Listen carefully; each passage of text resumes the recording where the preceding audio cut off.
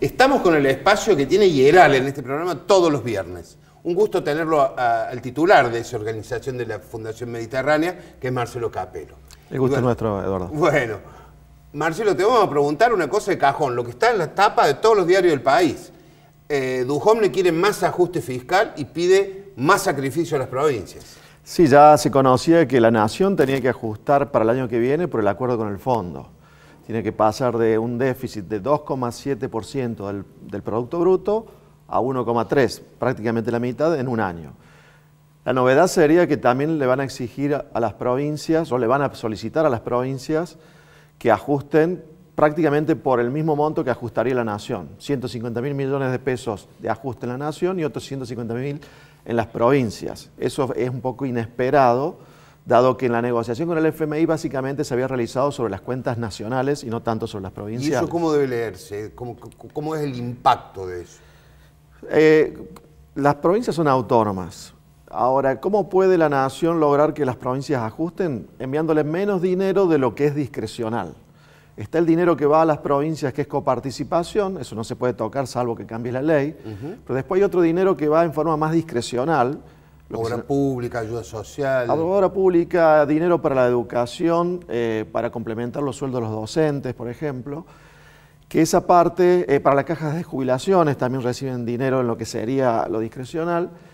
Es probable que por allí venga el ajuste. La Nación le envíe menos plata a las provincias y las provincias se vean obligadas a recortar por ese motivo. Acá estuvo hace poquito el ministro Giordano, el ministro de Finanzas de la provincia, y habló que la parte de jubilación todavía está demorada la Nación con eso, ¿no? En el pago. Sí. Hay que ver si se respeta el convenio que hay firmado por varios años, porque ese dinero está dentro de lo discrecional.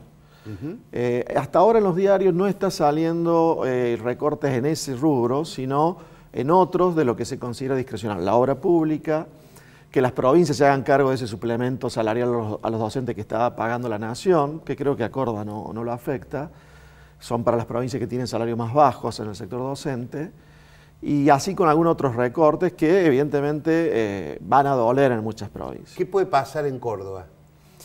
En Córdoba, la ventaja que tenía este gobierno de Schiaretti es que había recibido el 15% de la coparticipación que se le devolvió a las provincias desde el año 2016, todo de una vez, desde el 16, cuando el resto de las provincias lo van recuperando 3 puntos por año. Claro, paulatinamente. Por eso es que este gobierno ha realizado mucha obra pública, porque recuperó ese dinero de una vez, porque también ha pedido préstamos en el exterior para hacer obras, y también porque ha tenido una administración bastante racional del gasto corriente, ¿cierto? O sea, que hubo 3 factores que le han permitido hacer mucha obra pública que la vemos, ¿cierto? Sobre todo en la ciudad de Córdoba.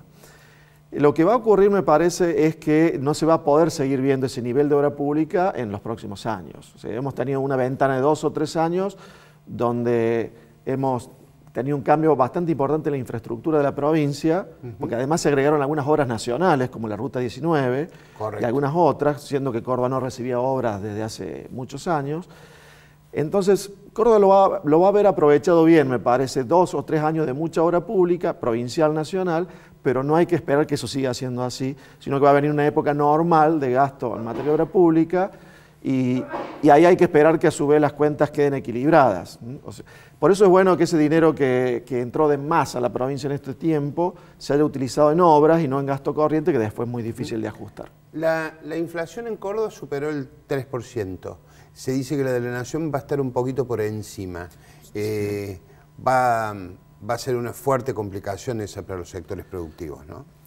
Sí, pues entre 3 y 4% se espera a nivel nacional, un poco más alto quizás de lo que fue Córdoba. Era esperable porque esta es la inflación que se deriva de la devaluación de mayo y de junio del peso, de la depreciación del peso. En ese sentido te diría que incluso comparado con otras ocasiones no va a ser una suba de la inflación extra causada por la devaluación tan alta como fue en otras oportunidades. ¿Por qué? Por el torniquete. Dentro de lo malo de la noticia, no hay tanto traslado a precios como en otras devaluaciones. Buena noticia, como dije yo, un alivio. Un alivio. No hay tanto traslado a precios como en otras ocasiones. ¿Por qué? Por las tasas de interés muy altas, porque se está empezando a generar una recesión, ¿cierto? Porque los salarios todavía no se han reajustado. Entonces la inflación, si bien va a subir, esperemos que no suba tanto como ocurrió en otras devaluaciones, para que en todo caso el efecto de la suba del dólar sea más duradero en el tiempo, ¿sí? ¿Qué va a pasar con los sectores de la producción de nuestra provincia?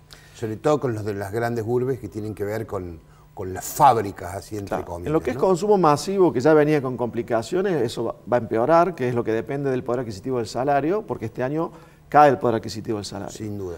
La construcción, que venía muy bien, ya está empezando a notar la desaceleración. Los datos de mayo y de junio ya muestran desaceleración o incluso en la venta de cemento, el consumo de cemento con número negativo en la última medición.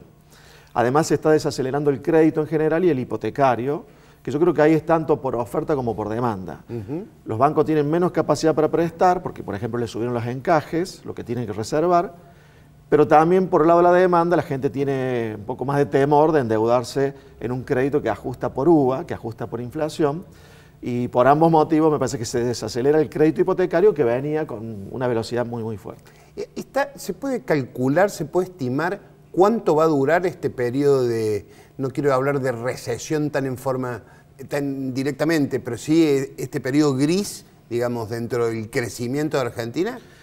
Mira, unas subas de tipo de cambio relativamente altas hubo en el 2014 en enero y en el 16, también entre diciembre y febrero.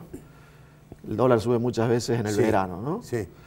Esas recesiones que se generaron por esas devaluaciones del peso duraron prácticamente un año. Correcto. Eso implicaría llegar hasta mediados del año que viene en recesión, si fuera así, que para el gobierno es una complicación electoral.